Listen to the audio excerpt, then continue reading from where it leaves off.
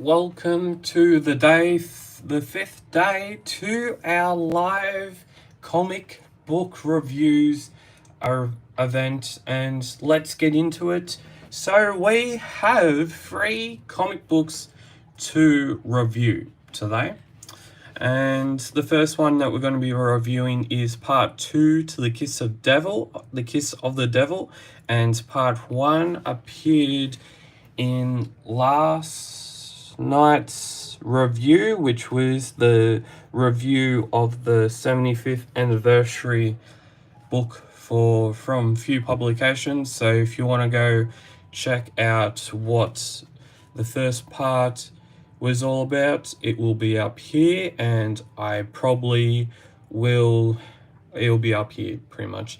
And all of these comic book reviews are in playlists, so you are able to listen to all of these days where I'm reviewing comic books live on that day, and you can view them easier than before. Because, quite frankly, in the past, I would have maybe forgotten about doing all that. Okay, so for this review, we've got some Christmas Lo-fi radio type music, and it's provided by Lo-fi Girl on YouTube. So yeah, it's pretty good. It's Lo-fi Girl right now is live doing Christmas music or something.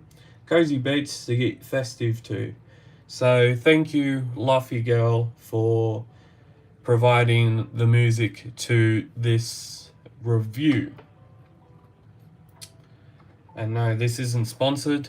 Just shout out to Lo-fi Girl, you're doing a great job, and their channel is always appreciated. Okay, let's get on with the comic book. So we have this, The Kiss of the Devil Part 2. We have The Night Jesters Part 1. And then we have another story called The Demon in the Tower. That issue is called 1955. This one's 1954. And this one is 1953 for reference of if anyone wants to go purchase them. And they also maybe could still be in the news agency, which is fairly probably not really, but still. So this cover is done by a newish cover artist, and that one is by Jeremy McPherson, and that's by Marcelo Bates. He's awesome. Jeremy's awesome too. I got to meet him at Supernova this year. He's always awesome. So, let's get into it. So, this first story that we're going to be having a look at, hasn't been published anywhere else in the world. It's a very new story, first published by Few Publications in Australia. And it's called The Kiss of the Devil. It's part 2. It's in full colour. And the writer for this story is Peter Anderson. The art is provided by Guyan Carlo Caracazzo, and the colouring is provided by Favia Caracazzo. And the cover art is also provided by Guyan Carlo Caracazzo. So let's get into it. Part 2 of The Kiss of the Devil saga, and the Phantom finds himself in the water after dealing with a very, very dangerous lady. He somehow gets onto this submarine and is captured. He's brought into this room, and there's very, very strange things happening to the Phantom. He tries to escape, tries to work out what this all is all about, and he's still in his costume. The investigator, the detective from Scotland Yard. That's the word that I was trying to look for last night. Ah, damn it. It eventually comes to you. I tell you, it eventually comes to you. He gets the big tough dude, and he says, "You're under arrest. Let me see those hands, slow and fast, slow and easy." He goes onto a plane with the inspector. The Phantom finds this old doctor, this old professor, and he tells this crazy story. And somehow we're now on the Easter Islands. And yes, the Easter Islands is containing a hidden island, hidden fortress. We find out that this lady has taken to the Phantom, and the Phantom has done that in a lot of cases across history of the comic book character being around for the last 84 odd years, and the Phantom doesn't want anything to do with her. She tells her life story about how she all came about. There's a jetpack involved, the person swaying. He knocks into the Phantom escapes, and the professor, and we find out that the professor is actually the daughter's father, would you believe? The lady's father. And he blows his own island up into smithereens, which happens to be the Easter Island. Poor Easter Island. And then the captain and the lady trying to escape the Phantom finishes them off in a high sky battle, and then he lands safely back on Earth. The balloon goes off into the distance and he's in the water. Some ships turn up, they point guns, and they say, "They managed to arrest the whole crew. Good. Well, I guess that's my cue," and the Phantom is off. But that leaves one question. That leaves one question to all of us to have to answer. And it says, but who, just who was the mysterious marksman? Yes, who was the Phantom? He's wondering. But there's another question that has been left out. Will the lady that was in the balloon that went down into the water, does she survive? Does she somehow try to get her revenge on the Phantom? Somehow does she live to tell another tale? What happens to her after she goes into the water? Well, we may never find out. If there's another story created, that will be amazing, but we will not know for sure. Now we have another one of those subscribe to the Phantom for $208 per year. You can subscribe to the Phantom at phantomcomic.com.au. That's about it. And then we have the Folio 9 is now out. It includes 13 A3 prints from the cream of Australia's comic book artists. I'm not going to name them all today. And you can get that from the same website for $95. That was part 2, The Kiss of the Devil. And now we have issue number 1954, The Night of the Jesters. The cover art is provided by the amazing Jeremy McPherson and his colorist Thomas Mason. So yeah, it's pretty awesome. And the story is done by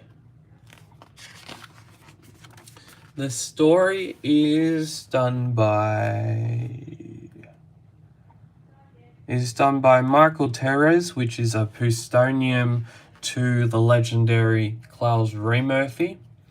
And this was first published by Egmont Scandinavia in Phantom number 15 in 1989. And the art is provided by the legendary Jamie Valvey. His work is amazing. So we start off with we are in a chronicle in one of the major treasure rooms, and Rex and Toma are asking, what's this magical object, Mr. Walker? It looks just like a piece of paper. Ah, that's a very, very interesting story.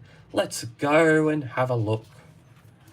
And I will tell you a story in history.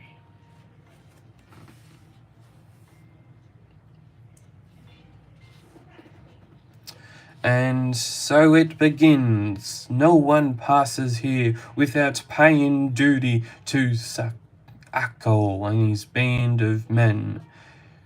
The phantom of the past gets robbed. There's a robbery. That's a goddamn robbery. That's a goddamn robbery. That's a goddamn robbery. And the phantom, he survives to be another day. He washes ashore in this very, very small river. And there's this lady that finds him. They become attached so far. The phantom doesn't know who he is. He doesn't even know his name. He has amnesia. And then the lady's brother is very, very suspect. Could he be a man from one of the other rogue armies? Could he be from another country? Could he be from a spy? Could he be a spy? And this traveling circus is going to a nearby town where they will steal a very, very special key. And that key holds greed, it holds cruelty, and it holds people that really, really want this key. And so the phantom, he's trying to work it all out. There's a person on a tightrope, and they are trying to take the people's attention away from someone trying to get this key. And by the end of this story, they even do so. The phantom gets all wound up into it, and one of the people that is a part of this group betrays the other people that is also a part of this group. He takes it upon himself to take the key himself, and the brother of the lady passes away and falls down to his death. The phantom is blamed for all of this, but he barely survives, and he's given a quest. He's given a quest to get the other key from that other city and bring it back to the king of this country where the circus is currently at. And before we end this book, we have to realize that at the beginning of this story, they already have had one key. They were coming to get another key, and if they got both of those keys and they got the third key, it would mean that they got the secret plans to build this absolute war machine originally created by Leonardo da Vinci, one of my idols, one of my absolute idols. He was one of the absolute geniuses of this on this planet. He was an absolute genius.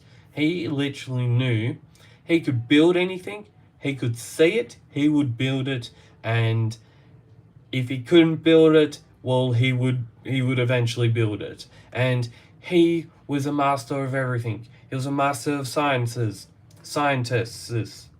He was a master of art. He was a master of geometry and geography. He was a master at literally everything. He was a jack of all trades. And one of his famous paintings, called the Mona Lisa, is just a testament to his time on this earth, and just a testament to his talent.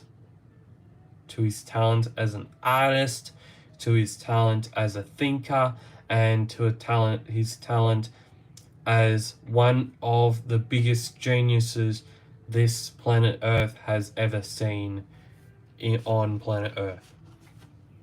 And in his time, God, he was a fantastic mind of his time, and he was definitely. I've researched Leonardo da Vinci before, and he was definitely. There's people that say that he was definitely beyond his time, and yes, he was beyond his time. Like you take like individuals like Nikola Tesla. You take individuals like Galileo and Albert Einstein and people like that. They were beyond their time. They were fantastic, genius type people, and they are respected. No wonder they are respected throughout the world. They were just fantastic people. One of the reasons why Leonardo da Vinci, that's just one of the reasons why he's just one of my idols.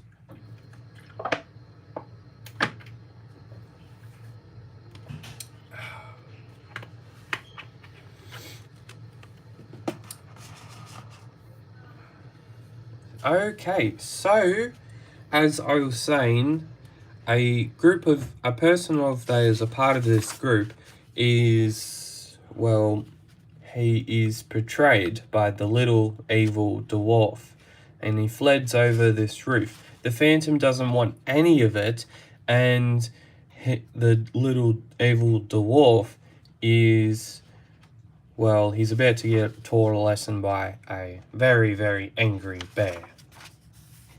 Because this angry bear, they tease this angry bear to make fun of it and have a little bit of fun themselves, which isn't good. It's animal cruelty. And it ends with the Phantom saying, "But what happened to Felicia? You'll find out another time, boys, when I tell you about the demon in the tower. What was so mysterious about the keys? Well, we will just have to find out." And yes, they have few publications now, has their 75th anniversary, few comic book out. It's going for $25 at the news agency, and it's also available, and you can get your copy at phantomcomic.com.au, or you can phone 0292618122. And that is the first part of this thrilling saga. Beautiful cover by Jeremy McPherson. And now we have the second part to this thrilling saga, The Demon in the Tower. It is issue number 1955. The beautiful cover is created by Marcelo Bates, a Sydney-based artist, and he is just fantastic. Like, just look at all these colors and how good they go together. Beautiful. Beautiful. And yes, in the background, shout out to Lofi Girl with the Christmas Lofi radio. Cozy mates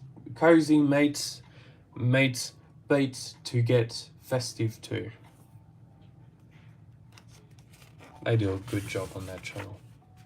Okay, so we have part 2 of this epic saga, The Phantom, the Demon in the Tower. Its story has been wrote by Michael Tyrrell, which is, as again I will say, it's a postonium to the legendary Clowes Ray Murphy, and the art is provided by Jamie Valvey.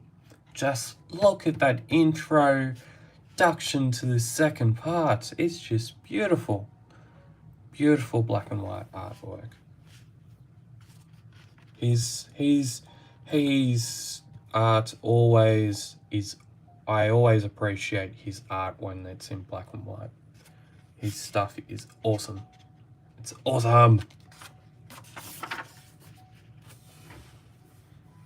And we get a bit of a catch up of what's happened in the last issue. The Phantom is set out onto this quest to find another key. He goes to this palace in another country to find another key, which at the end of this story, we find that there is a demon in a tower. And now, a lot of people are very, very scared of this demon. What is this demon? Is this a real demon? Is this just a superstitious natured demon? And who is at fault here? Is it the kings of those nearby countries? Is it all three of them? We will find out. So the Phantom goes to this castle and hears this roar out of this tower. And he asks the question, what was that? That was a demon. It's a demon in a tower.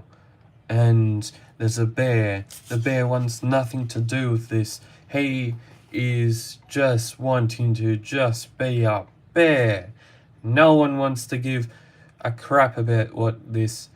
Sorry for YouTube. No one wants to give a stuffing about this bear, and they just want entertainment. And this other guy comes over to this bear and absolutely... Yeah, he kills him. He kills him. The bear didn't do nothing.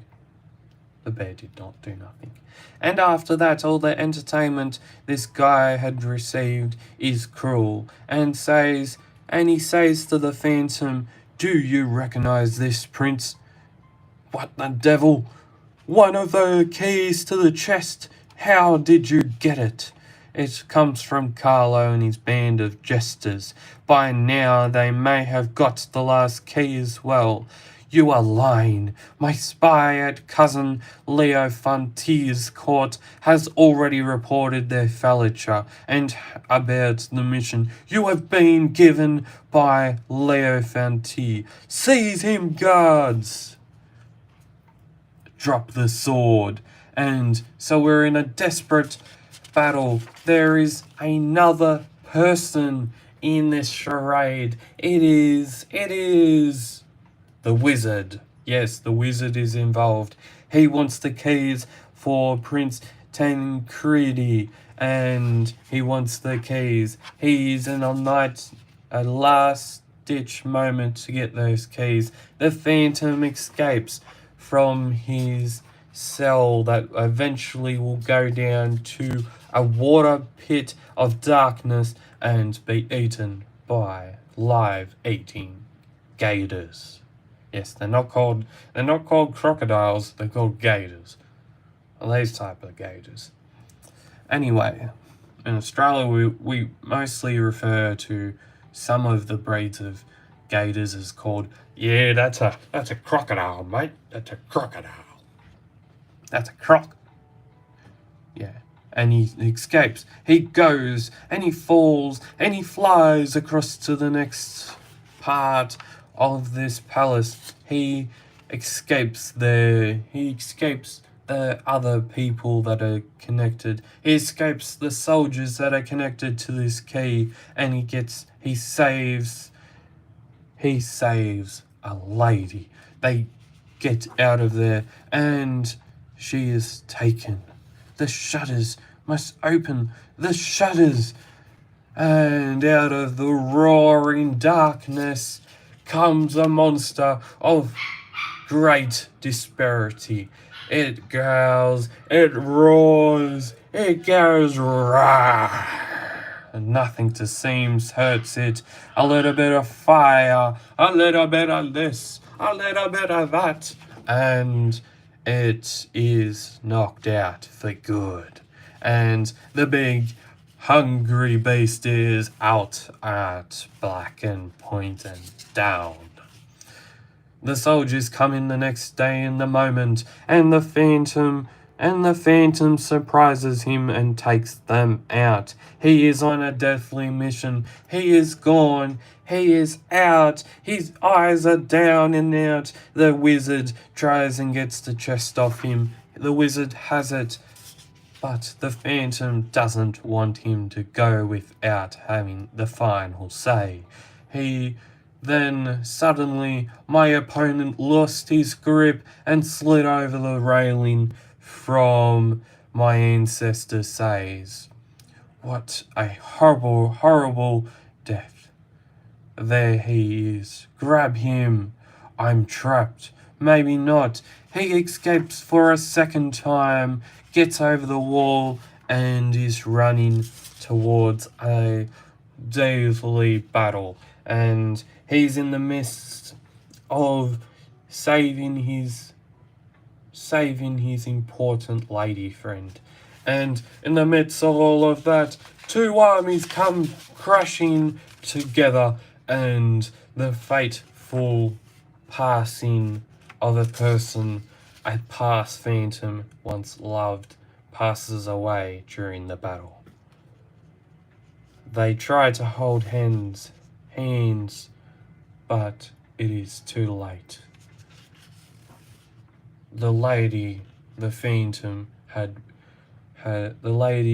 past Phantom had once loved, passes away, and this note that the Phantom now has in the major treasure room says Felicia was dead, and Leonardo da Vinci's ingenious designs would never see the light of day, writes my ancestor.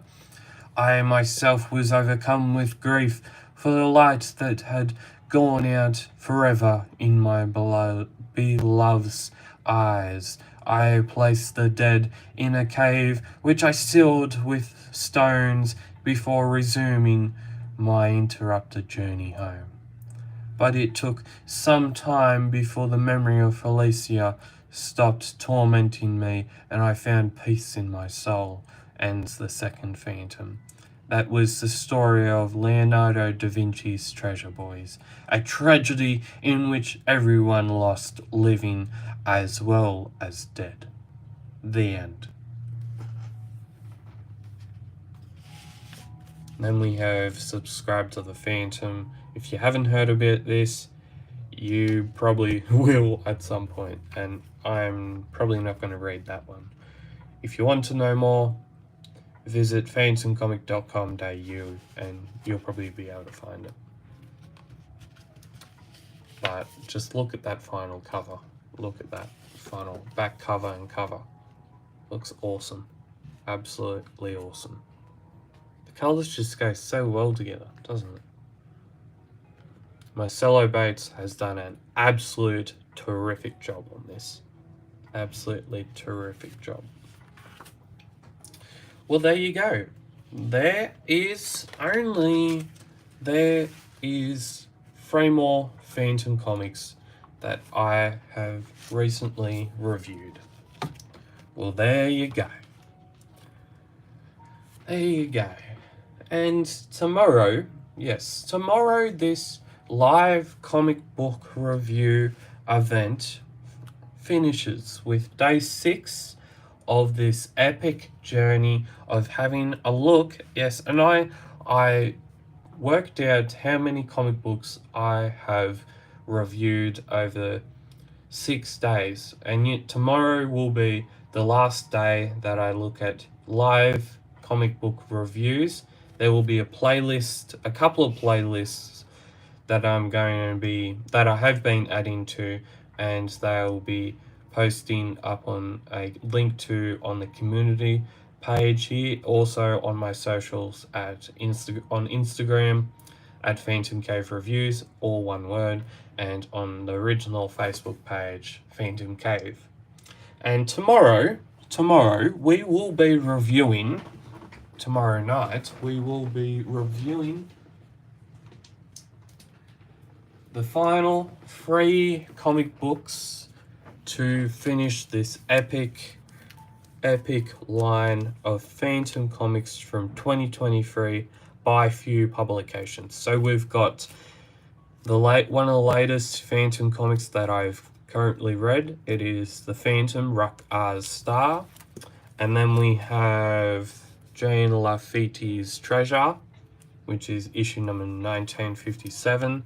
This one's issue number 1959. And the last issue that the first issue we'll be having a look at is The Web of Lies, issue number 1956. And they will be free comic book reviews, live comic book reviews. 3 of these will be reviewed. All 3 of these will be reviewed tomorrow night on the channel. So stay tuned until then. I hope you enjoy your Wednesday, whatever you're doing. If you're watching this on the replay, you are listening, you are watching history being made on the channel. Once this live event is over, I would have reviewed 17 Phantom comics, heaps of stories, looked at a lot of great art through 6 days of looking at Phantom comics, live Phantom comics on the channel. I would have reviewed 17 Phantom stories, 17 Phantom books in total over 6 days.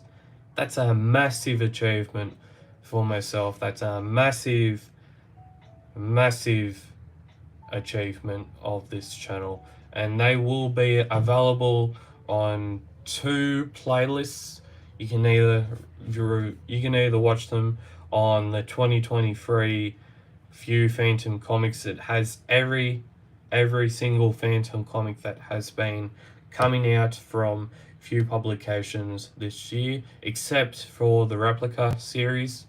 I don't review those anymore because a lot of those stories have already been, a lot of people have already seen those stories, a lot of people have already read of those stories, and they may have already heard of those stories, so I don't review the Replica series ones anymore, but maybe I might have a look at them in the future, and continue a old series as well, so it might give me another purpose to actually go back and read them.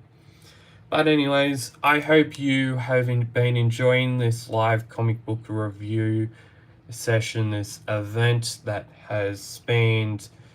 eventually will span 6 days, and 17 Phantom books reviewed every single night. We reviewed 3 comic books over 2 live stream events yesterday alone, and it just has been a whirlwind experience. It has been a great experience for everyone, and myself and everyone that has either joined the live stream live, has watched it on the replay, or is watching in the future. So as always, thank you for being here.